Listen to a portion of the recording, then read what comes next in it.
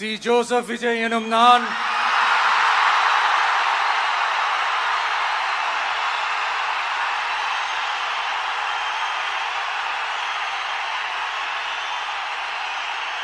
சட்டப்படி அமைக்கப்பெற்ற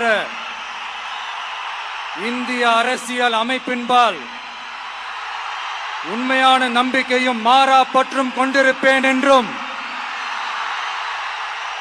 இந்திய நாட்டின் ஒப்பில்லாத முழு முதல் ஆட்சியையும் ஒருமையையும் நிலை நிறுத்துவேன் என்றும் தமிழ்நாட்டு அரசின் முதலமைச்சராக உண்மையாகவும் உளச்சான்றின்படியும் என் கடமைகளை நிறைவேற்றுவேன் என்றும்